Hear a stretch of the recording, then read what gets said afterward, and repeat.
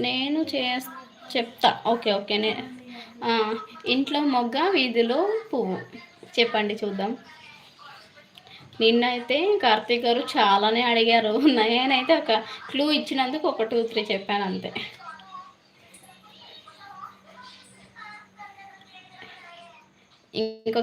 ఇంకొకసారి చెప్పనా క్వశ్చన్?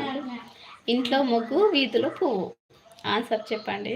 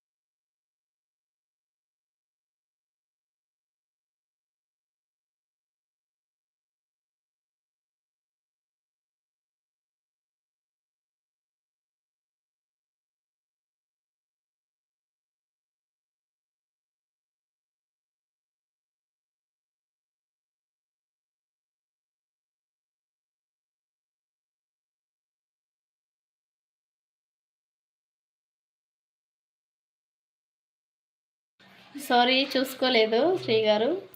గొడుగు ఆన్సర్ ఏమో.